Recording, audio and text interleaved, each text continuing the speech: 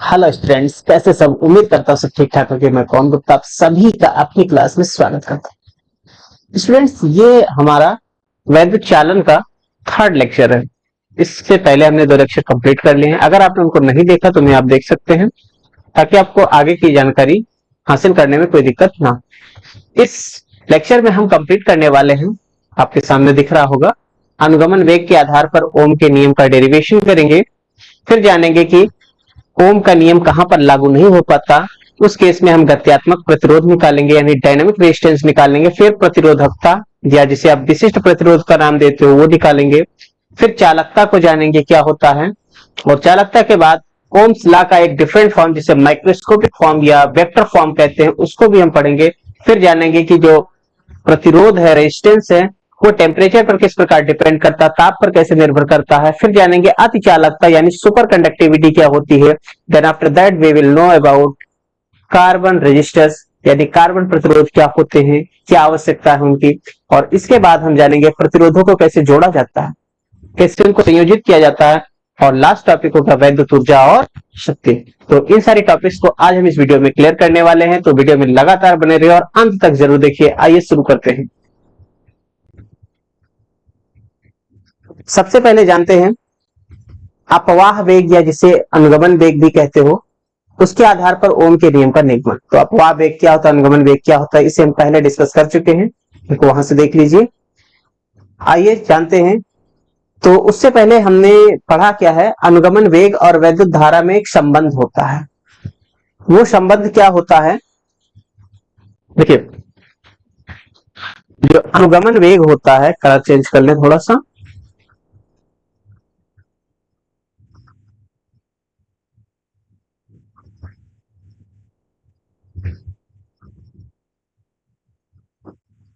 हाँ, अनुगमन वेग,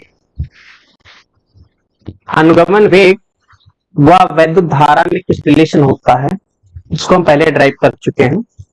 वैद्युत धारा में संबंध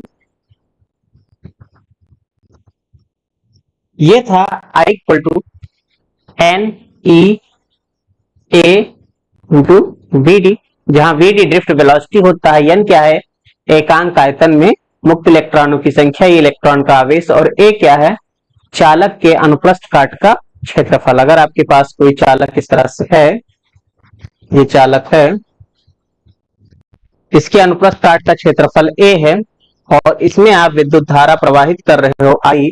मान लीजिए इस चालक की जो लेंथ है वो एल है, और आपने चालक के सिरों के बीच जो विभवांतर अप्लाई किया है वो बी है, और वैद्युत क्षेत्र जो है वो है ई है। तो वैद्युत क्षेत्र के विपरीत दिशा में मुक्त इलेक्ट्रॉन ऐसे गति करते हैं जिस औसत वेग से, उसी को कहा जाता है अनुगमन वेग। ठीक है, तो चालक के सिरों के बीच हमने विभवांतर लगा रखा है, जो वो है बी।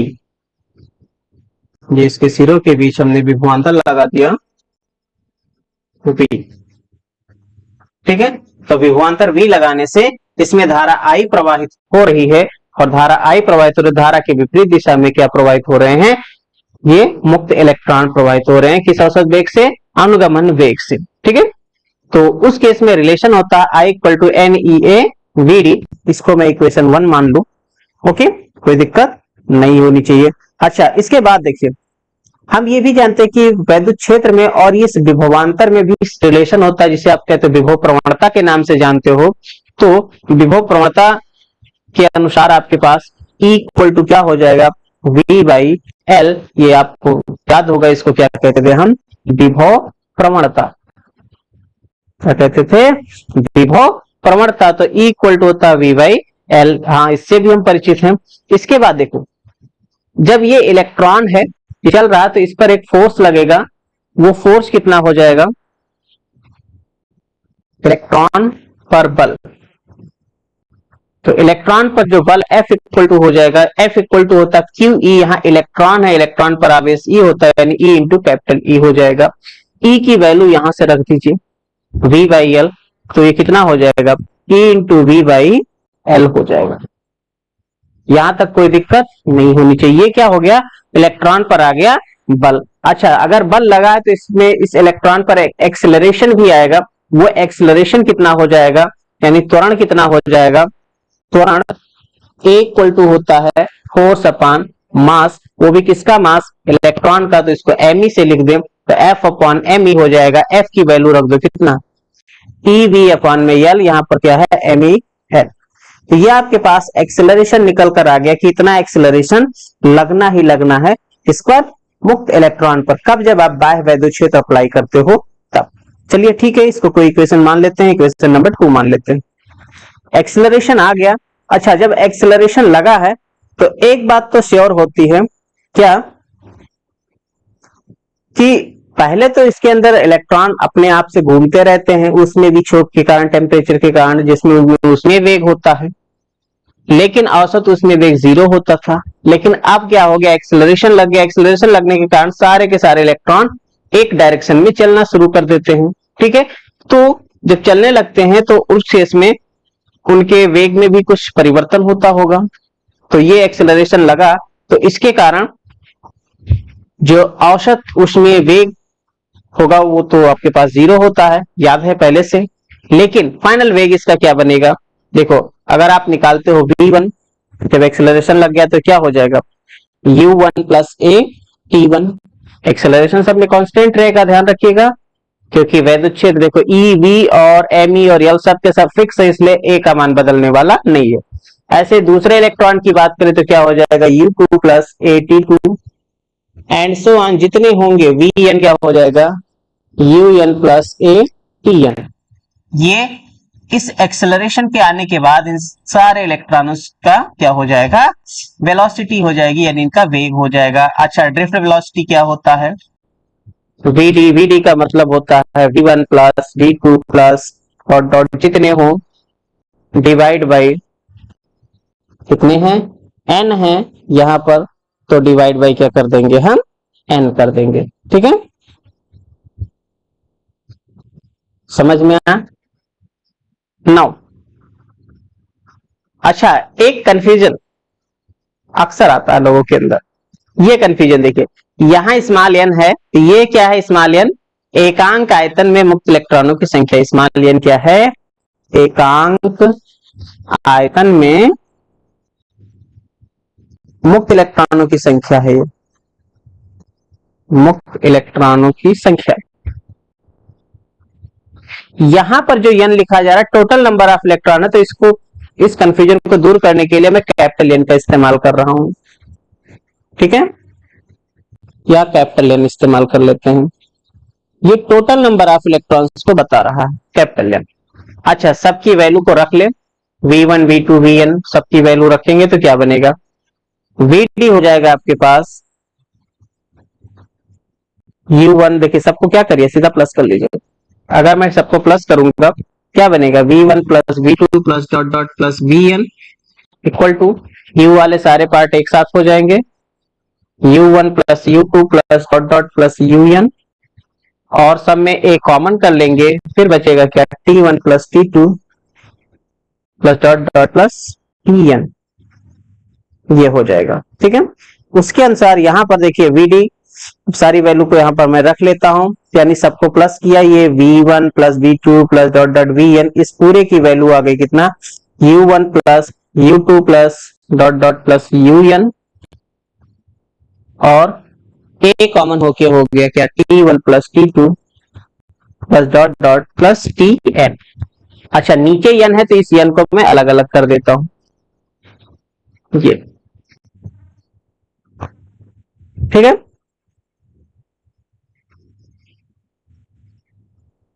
देख लो सारी बात,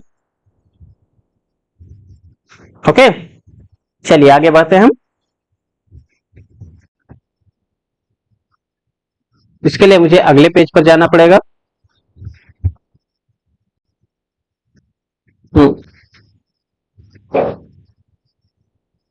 अब देखिए, क्योंकि हमको पता है u1 plus u2 plus dot dot un divide by n, ये क्या है, ये है औसत ऊष्मीय वेग जो कि 0 होता है। क्या है, औसत ऊष्मीय वेग,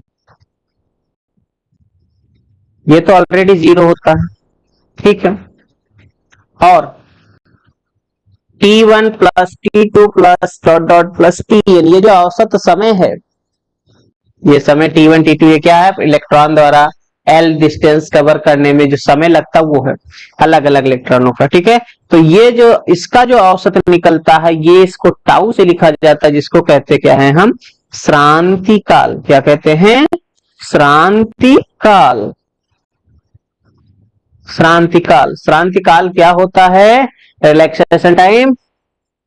जो मुक्त इलेक्ट्रॉन है, मुक्त इलेक्ट्रॉनों के द्वारा दो क्रमागत टक्करों के बीच का जो औसत समय होता है उसी को श्रांति काल कहा जाता है, रिलैक्सेशन टाइम कहा जाता है, और इसको हम डिनोट करते हैं किससे, टाउ से। ठीक है, तो ये सारी वैल्यूज को उठा करके हम यहां पर रख लें इस वीडी में, तो क्या बन जाएगा, जब रखेंगे तो ये बन जाएगा अपने पास वीडी इक्वल टू, इतने की वैल्यू तो 0 हो गई, प्लस ए, और ये जो टाइम है ये क्या हो गया, टाउ। तो अपने पास क्या पता चला कि वीडी किसके बराबर है, ए टाउ के। ठीक है, वीडी ए टाउ के बराबर आ गया अपने पास, v d equal to a tau. अच्छा, ए की भी वैल्यू अपने पास आ चुकी है, एक्सेलरेशन कितना है, E B upon M E into L, equation 2 से इसको रख लेते हैं, तो क्या बन जाएगा, ए की वैल्यू रखते हैं ई वी अपॉन में एम ई, और साथ में क्या है L, E V upon M into L, साथ में क्या हो गया, टाउ हो गया। ठीक है, यहां तक कोई दिक्कत नहीं होनी चाहिए। अच्छा, ये इसको इक्वेशन नंबर 3 मान ले। आगे देखिएगा, अपने पास ये इक्वेशन 1 पर आ जाइए, आई इक्वल टू कितना था, N E A V D. इसमें क्या करें, वीडी का मान रख दें, तो रखने के बाद क्या बनेगा,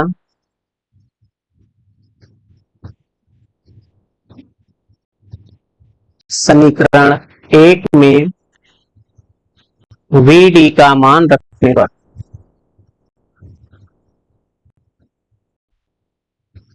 जब मान रखेंगे तो क्या हो जाएगा, आई इक्वल टू कितना था, एन ई ए वीडी, वीडी की जगह इतना रखो, कितना, ई वी अपॉन में एम ई इंटू एल, साथ में टाउ, ये हो गया। अच्छा, सबको एक साथ लिख दें तो क्या हो जाएगा, I equal to N E square, साथ में ए, और नीचे क्या है, एम ई एल और टाउ, फिर क्या बचा यहां पर, सिर्फ और सिर्फ वी, या इसी को आप ऐसे लिख लो, v equal to m E l divide by n E square a tau, और साथ में ये आई मल्टीप्लाई हो जाएगा।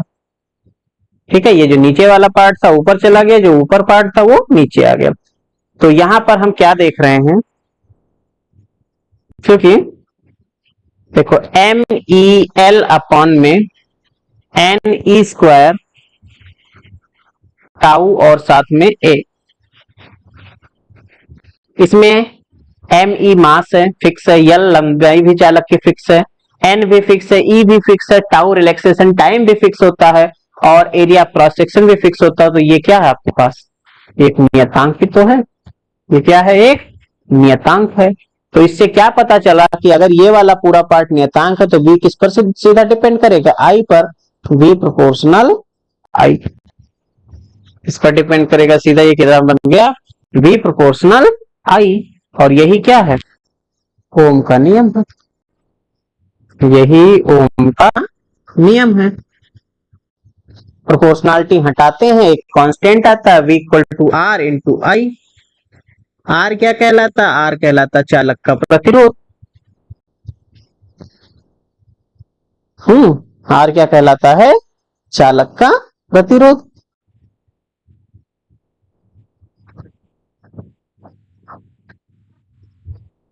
तो अब इसको अगर मैं इक्वेशन नंबर 5 मान लू, तो फ्रॉम इक्वेशन 4 एंड 5, देखो यहां भी है, यहां आई है, इधर भी है, आई है, तो आर इक्वल टू क्या बन जाएगा, आर इक्वल टू बन जाएगा एम ई एल अपॉन में एन ई स्क्वायर टाउ, और साथ में ए बन जाएगा। ये आ गया चालक का प्रतिरोध। समझ में आया, कोई दिक्कत तो नहीं। और यहां से साफ साफ नजर आ रहा है क्या, प्रतिरोध लंबाई के समानुपाती है और अनुप्रस्थ काट के क्षेत्रफल के व्युत्क्रमानुपाती है। जिस चालक की लंबाई ज्यादा होगी उसका प्रतिरोध ज्यादा होगा, जिस चालक का अनुप्रस्थ काट का क्षेत्रफल ज्यादा होगा उसका प्रतिरोध कम होगा। अर्थात मोटा तार जो है उसका प्रतिरोध कम होता है, उसमें विद्युत ऊर्जा का ह्रास कम होगा। तो उम्मीद है इतना समझ गए होंगे, कोई डाउट नहीं होना चाहिए। ठीक है, आगे बढ़ा जाए।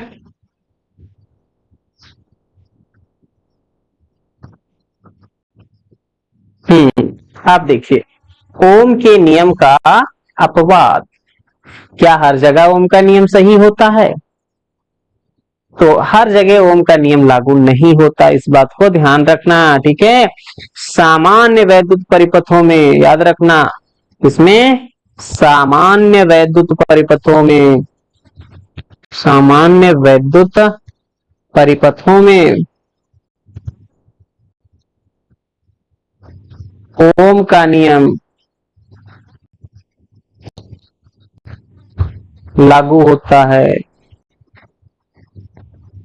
ठीक है, केवल सामान्य वैद्युत परिपथों में ही ओम का नियम लागू होता है, अर्थात जिसमें चालक जुड़े हो, चालक वाले में। ठीक है,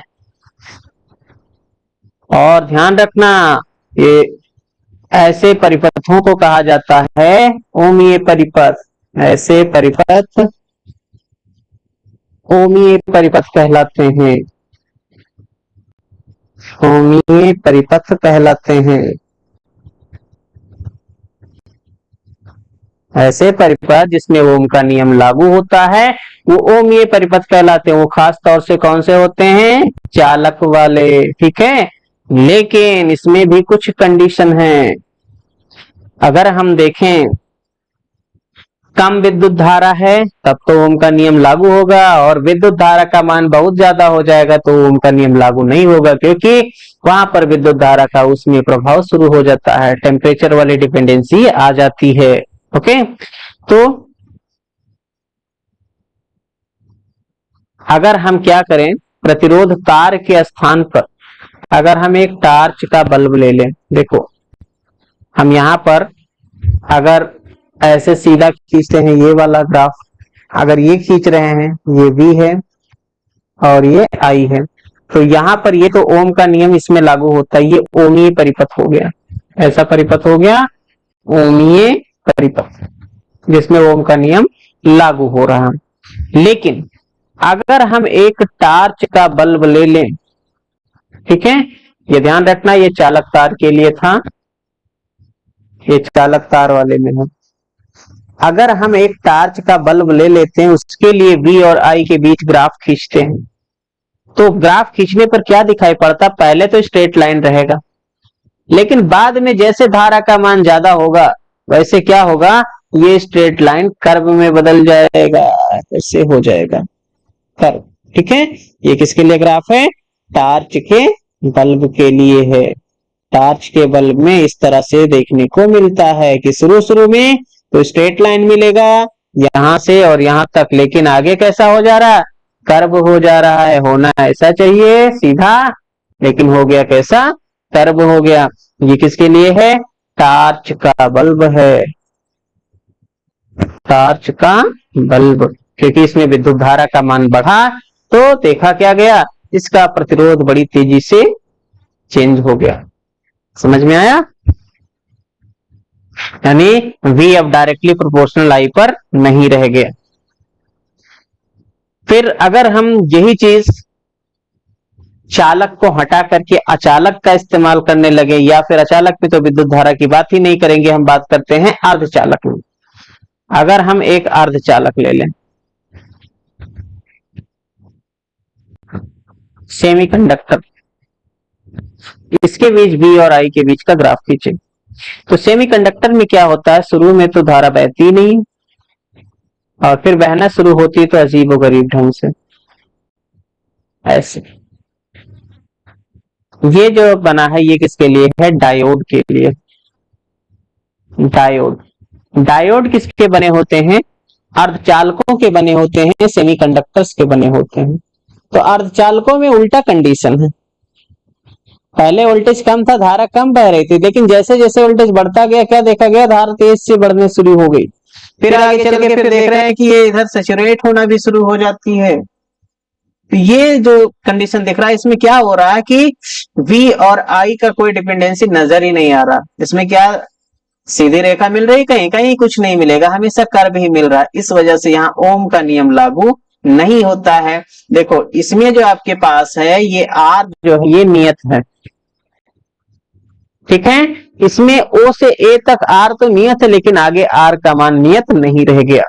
यहां पर कभी भी नियत नहीं दिख रहा, यानी इसमें ओम का नियम लागू नहीं होता। तो ये कैसा हो जाएगा, अनओमीय परिपथ। ऐसा परिपथ जिसमें ओम का नियम लागू नहीं होता है उसको कहते हैं अनओमीय परिपथ, और ये खास तौर से कौन से होते हैं, अर्धचालकों के होते हैं। समझ में आया, ठीक है। तो अब ऐसे केस में तो हम प्रतिरोध निकालेंगे कैसे, तो ऐसे केस में प्रतिरोध निकालने के लिए हम क्या करते हैं, गत्यात्मक प्रतिरोध निकालते हैं, यानी कि डायनेमिक रेजिस्टेंस निकालते हैं। एक छोटे से पार्ट के लिए निकालते हैं, जैसे कि हम एक छोटा सा सेगमेंट जितना हमको स्ट्रेट दिखता है इतना ले लिया हमने, P और Q हमने ले लिया, ठीक है। और इसको ऐसे बना ले, ये वोल्टेज है यहां से यहां तक का, इसको कुछ नाम दे देते हैं, S नाम दे दिया हमने। तो यहां पर PQ ये जो पार्ट होगा यहां पर कुछ वोल्टेज होगा, जैसे ये है V1 और ये है V2। विद्युत धारा में भी ऐसे दिखा ले, यहां करंट है I1 और यहां पर करंट है I2। तो डायनेमिक रेजिस्टेंस जब ओम का नियम लागू नहीं होता, यह ध्यान रखना, ये अनओमीय परिपथ के लिए होता है। किसके लिए है, अनओमीय परिपथ के लिए, यानी सेमीकंडक्टर वाले परिपथ के लिए। डायनेमिक रेजिस्टेंस RD से लिखा जाता है इसको, और ये होता क्या है, ये होता है वोल्टेज में परिवर्तन बटे धारा में परिवर्तन, delta V upon delta I, ठीक है। मात्रक वही रहेगा, ओम ही रहेगा। इसको आप ये भी लिख सकते हो, वोल्टेज में परिवर्तन यानी V2 माइनस V1, धारा में परिवर्तन यानी I2 माइनस I1। तो ऐसे केस में आप डायनेमिक रेजिस्टेंस उस तरह से निकालते हो। क्लियर हुआ, ठीक है। व्यत्यात्मक प्रतिरोध उसमें निकलेगा जिसमें ओम का नियम लागू नहीं होता, यानी अनओमीय परिपथों के लिए ये होता है। हाँ, और यहां ध्यान रखना, ओम का नियम जो होता है वो सूक्ष्म धारा के लिए, जब धारा का मान कम है तभी के लिए, ध्यान रखना, कम धारा के लिए।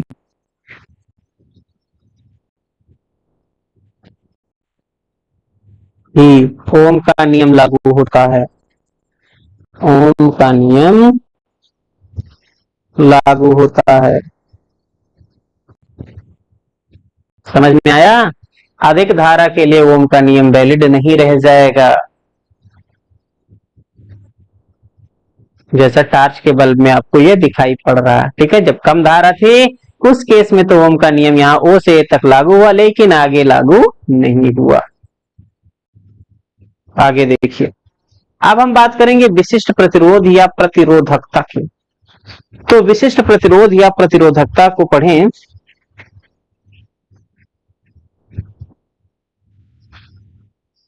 इसकी परिभाषा को पहले जान लेते हैं कि क्या होता है ये विशिष्ट प्रतिरोध, आखिर है क्या।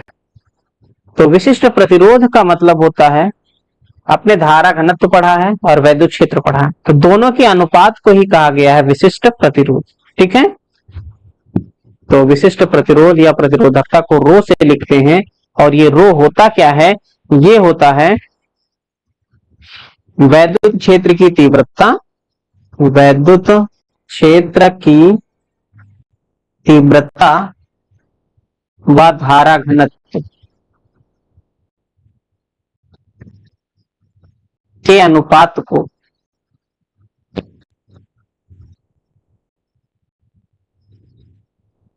चालक की प्रतिरोधकता कहते हैं, प्रतिरोधकता कहते हैं। और इसे रो से निरूपित करते हैं, और रो इक्वल टू हो जाएगा आपके पास कितना, E अपॉन में से, ठीक है। रो क्या होता है, ई upon J.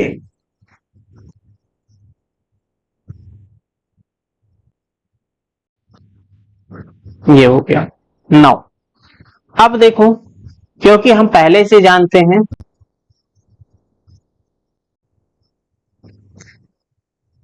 E equal to क्या होता है, V अपॉन में L, ये बात हम जानते हैं अच्छे से।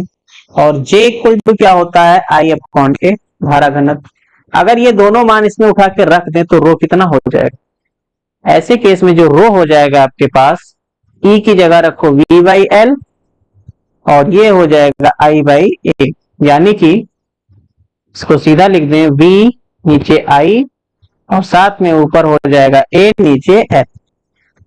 ये हो गया रो इक्वल टू। अच्छा, अभी हमने कुछ पढ़ा भी है, क्या पढ़ा है, V अपान आई, ये तो प्रतिरोध होता है।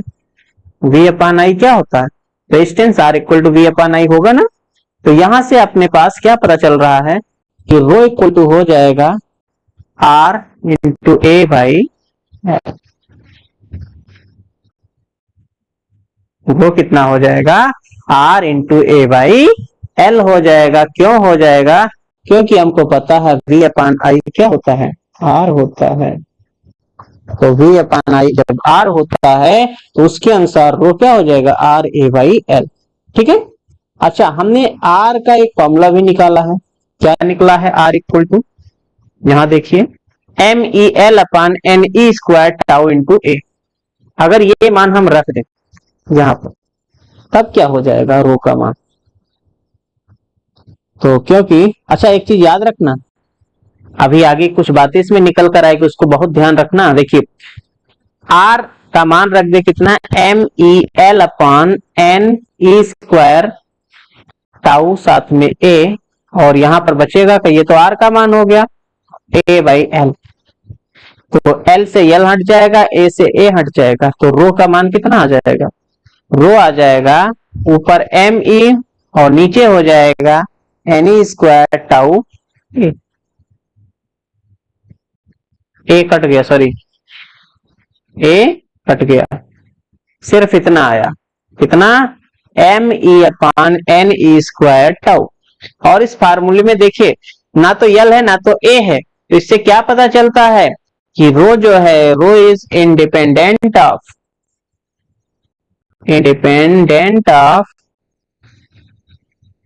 Length and area cross section. ना लंबाई पर निर्भर करता ना मोटाई पर निर्भर करता है। ठीक है।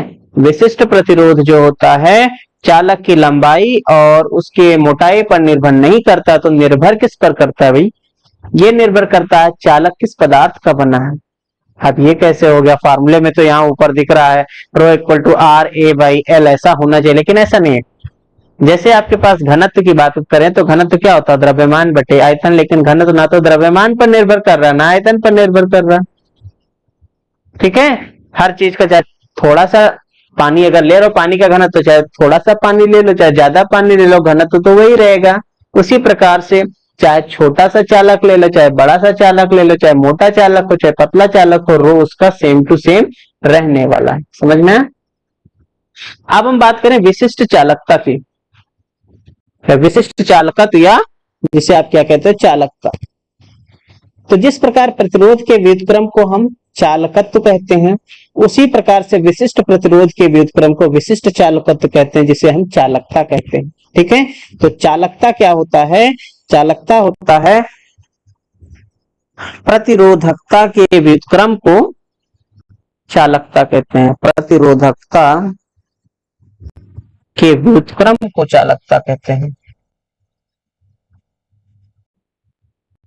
व्युत्क्रम को चालकता कहते हैं।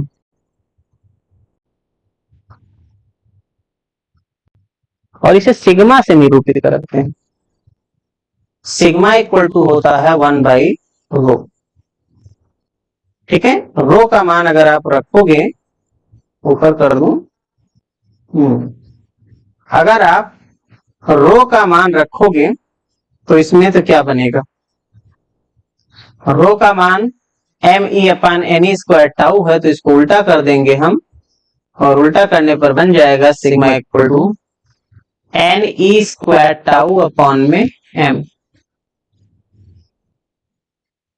और सिग्मा भी ना लंबाई पर निर्भर करता ना चालक के अनुप्रस्थ काट के क्षेत्रफल पर निर्भर करता। हाँ, एक चीज और, मात्रक की भी बात कर लें।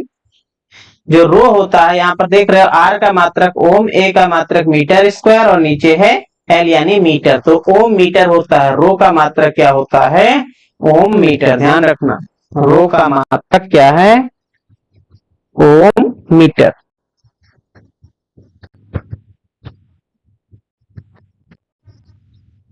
और अगर आप इसका मात्रक लिखोगे तो इसी का उल्टा कर देना।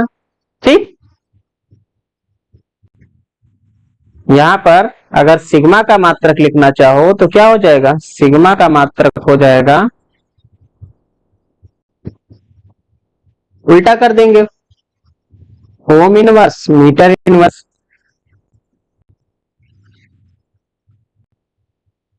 या इसी को ओम के उल्टा को मो कहा जाता है, याद रखना, मो, मो प्रति मीटर।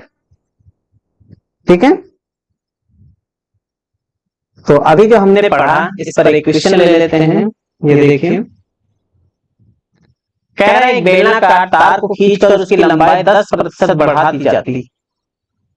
बेलनाकार तार को खींचकर उसकी लंबाई को 10% बढ़ा दिया गया, तो अब बताइए कि तार के प्रतिरोध में प्रतिशत वृद्धि कितनी होगी?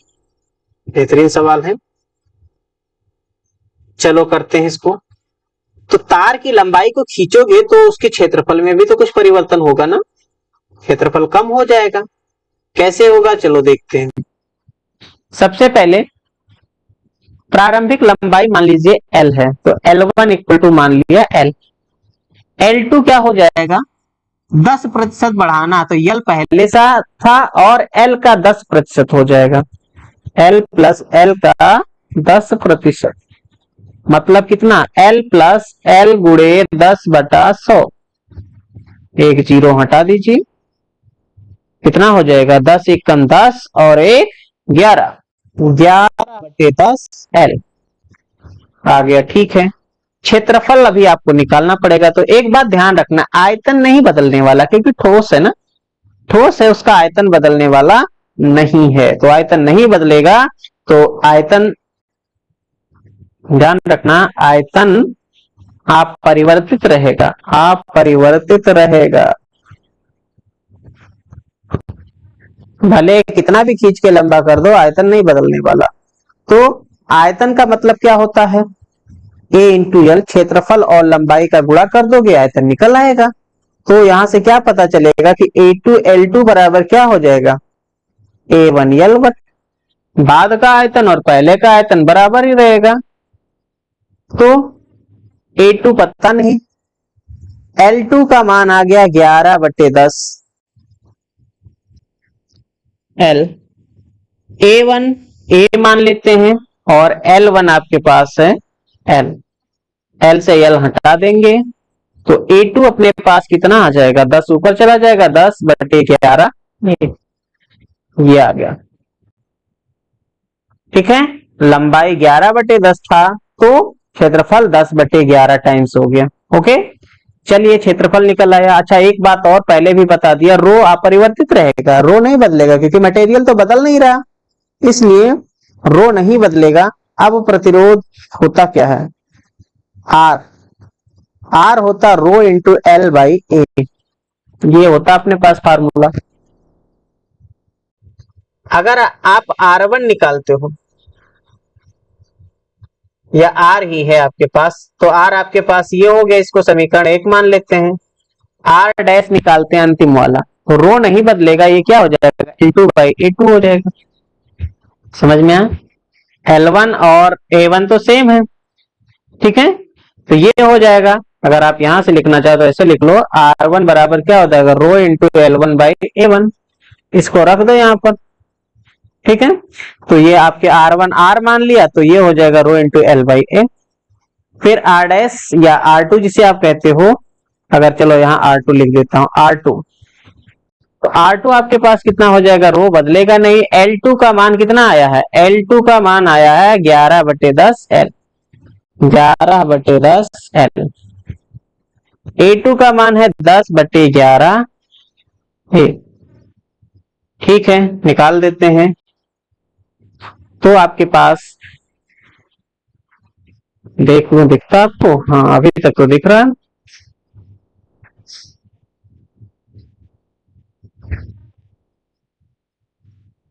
तो R2 कितना हो जाएगा आपके पास भाई? R2 हो जाएगा 11 ऊपर चला जाएगा, 11/10 का होल स्क्वायर। फिर रो बचा, एल बचा, ए बचा। रो एल बाई ए, इसका मान तो आर के बराबर है, तो R2 आपके पास कितना हो जाएगा? 11×121/10 आर। यह आपके पास R2 आ गया कितना? 121/100 आर। अच्छा, प्रतिशत वृद्धि निकालना है आपको, तो प्रतिशत वृद्धि कितना हो जाएगा? प्रतिरोध में प्रतिशत वृद्धि, प्रतिशत वृद्धि अगर आपको प्रतिशत निकालना आता होगा तभी तो कर पाओगे। तो प्रतिशत वृद्धि निकालने का जो तरीका होता है ये होता है प्रतिरोध में परिवर्तन बट्टे प्रारंभिक प्रतिरोध गुणे 100। ठीक है, प्रतिरोध में परिवर्तन बटे प्रारंभिक प्रतिरोध गुणे 100, ये प्रतिरोध में प्रतिशत वृद्धि आ जाएगी। तो प्रतिरोध में वृद्धि देखिए, R2 का मान है 121/100 R, और R1 था R, बटे में R1 भी कितना है R, गुणे 100। 100 इधर गुणा हो जाएगा, तो गुणा होने के बाद क्या बनेगा? जब आप गुणा करोगे 100 का इधर, तो 121 में से 100 घटेगा, यहाँ बटे 1 मान लो चाहो तो। 121 से 100 घटेगा तो बचेगा 21, यानी क्या हो जाएगा? 21/100 ऊपर R नीचे R गुणे 100। R से R हटा दीजिए, 100 से 100 हटा दीजिए, और ये बदल जाएगा प्रतिशत में, 21%। कितना आ गया? 21%। समझ में आया उत्तर इसका? अगर हम लंबाई को खींच करके 10% बढ़ाते हैं तो उसके प्रतिरोध में जो परिवर्तन हो रहा, प्रतिरोध कितना बढ़ जाता है उसका? 21% बढ़ जाता है पूरे। समझ गए होंगे उम्मीद है। चलिए आगे बढ़ते हैं।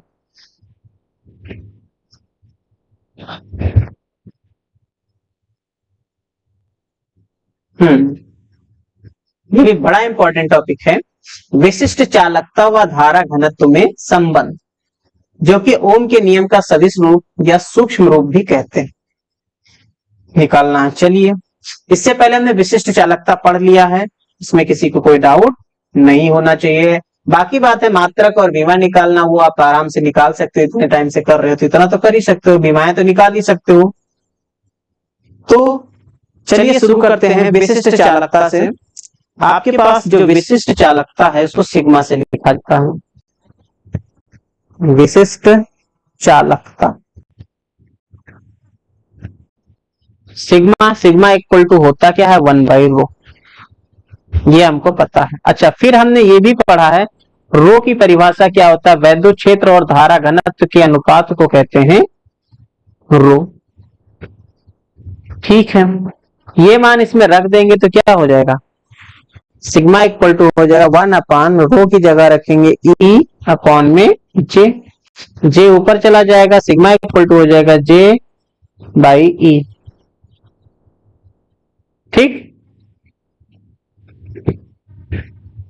रो इक्वल टू कितना हो गया? J/E, या इसे आप लिख सकते हो J equal to sigma E, J equal to sigma E। इसको वेक्टर फॉर्म में अगर लिखना चाहो तो वेक्टर फॉर्म में ऐसे लिख दो J equal to sigma E। ये ओम के नियम का सूक्ष्म रूप या सदिश रूप है। ठीक है, यह ओम के नियम का सूक्ष्म रूप या सदिश रूप, सदिश रूप। ठीक है, और यही रिलेशन भी होता है, बड़ा इंपॉर्टेंट है और बहुत छोटा सा है। आपको सीधा सा क्या करना है, धारा घनत्व, वैद्युत क्षेत्र और यानी इन सब के बारे में थोड़ा सा जानकारी रखिए और फटाफट सिग्मा इक्वल टू 1/रो, रो इक्वल टू E/J रख दो सबका मान और J equal to sigma E निकल कर आ जाएगा। बड़ा ही आसान था, ठीक है।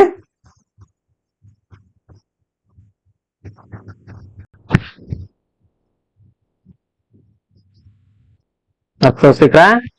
सबसे पहला काम क्या करेंगे, विशिष्ट चालकता सिग्मा इक्वल टू 1/रो रखेंगे।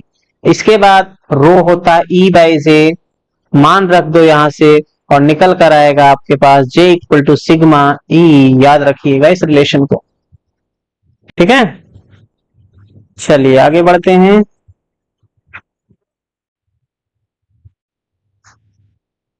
प्रतिरोध की ताप निर्भरता, बड़ा इंपॉर्टेंट टॉपिक है कि प्रतिरोध की ताप निर्भरता क्या होती है।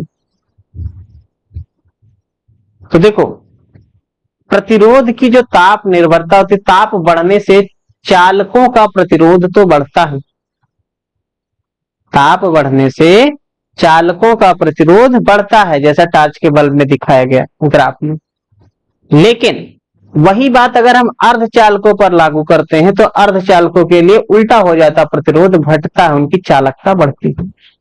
इसी प्रकार अगर हम अपघट्यों की बात करेंगे, वैद्युत अपघट्यों की, तो उनकी भी जो ताप बढ़ने पर उनका जो प्रतिरोध होगा वो क्या हो जाएगा, घट जाता है, ठीक है। लेकिन अगर हम बात करते हैं जैसे नाइक्रोम हो गया, कॉन्स्टेंटन, मैग्नीन, तो ये प्रतिरोध पर बहुत कम बढ़ता है, यानी ताप बढ़ाओगे तो इनका प्रतिरोध बहुत कम बढ़ता है, यानी ना के बराबर होता है। इसीलिए इनका यूज किया जाता है अक्सर मानक प्रतिरोध बनाने के लिए। चलिए तो पढ़ते हैं इस पर, ताप पर कैसे निर्भर करेगा ये, आखिर प्रतिरोध की ताप निर्भरता किस प्रकार से होगी। देखो, ताप बढ़ाने पर जो चालक होता है, चालक का प्रतिरोध बढ़ता है। याद रखिएगा, ताप बढ़ेगा तो चालक का प्रतिरोध बढ़ जाएगा। कैसे बढ़ जाएगा भाई, हमको कैसे पता, चलो देख लेते हैं। क्योंकि हमने क्या पढ़ा है, हमने पढ़ा कि जो R होता है वो होता है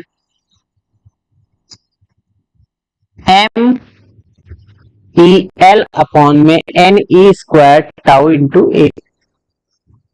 अब सब कुछ तो ठीक है, MEL upon NE² tau into A, लेकिन ये जो टाउ, देखो टाउ की जो बात करें, टाउ क्या है, श्रांतिकाल है, यानी दो टक्करों के बीच का औसत समय होता है। अगर आप टेम्परेचर बढ़ाओगे तो इलेक्ट्रॉनों की गतिज ऊर्जा तो बढ़ जाएगी, गतिज ऊर्जा बढ़ जाएगी तो वो और तेजी से टकराएंगे ना। यानी जो श्रांतिकाल है, यहाँ पर हमें पहले तो ये पता चल रहा है कि R जो है वो डिपेंड कर रहा है, इनवर्सली प्रोपोर्शनल है टाउ के, श्रांतिकाल के। अब फिर देखो, क्योंकि हम जानते हैं टाउ क्या होता है, क्रांतिकाल अगर निकालते हैं तो टकराने का समय, देखो दो टक्कर करेंगे क्रमागत टक्कर, तो दो क्रमागत टक्करों के बीच की जो दूरी होती है वो किसके बराबर होता है, वो जो दूरी होता है वो वेवलेंथ यानी लैम्डा, सॉरी वेवलेंथ कहते, सॉरी लैम्डा के बराबर होता है। लैम्डा क्या होता है, ये कहलाता है माध्य मुक्त पथ। माध्य मुक्त पथ, माध्य मुक्त पथ क्या होता है, माध्य मुक्त दो क्रमागत टक्करों के बीच की औसत दूरी होता। तो ये दूरी समय निकालना आपको, तो दूरी बटे क्या होता है, चाल, और जिस औसत से चाल से चलते हैं उसको VRMS में लिखते हैं, ठीक। यानी टाउ जो हो गया, टाउ कितना होता है, लैम्डा अपॉन VRMS। अब देखो, जब टेम्परेचर बढ़ेगा, जब टेम्परेचर बढ़ेगा T इंक्रीज होगा, उस केस में क्या होगा, उस केस में ये जो आपके पास VRMS है यानी इलेक्ट्रॉनों की जो स्पीड है ये भी बढ़ेगी। कैसे बढ़ेगी, क्योंकि आपको याद होगा गैस के लिए VRMS जो होता था ये होता था अंडर TRT/m, मतलब VRMS जो है वो डायरेक्टली प्रोपोर्शनल होता है स्क्वायर रूट ऑफ टेम्परेचर के, परमताप के। तो जब ताप बढ़ता है तो वीआरएमएस भी क्या हो जाएगा, बढ़ेगा। समझ में आया? तो वीआरएमएस बढ़ेगा, और वीआरएमएस बढ़ेगा तो टाउ क्या हो जाएगा, घटेगा, श्रांति काल का मान कम हो जाएगा। समझ में आया? इसका मतलब क्या पता चल रहा है कि जैसे जैसे टेम्परेचर बढ़ता है वीआरएमएस जो है बढ़ता है, और वीआरएमएस बढ़ता है इस वजह से टाउ का मान क्या होता है, टाउ का मान कम होता है। टाउ का मान कम होता है तो आर का मान बढ़ जाता है।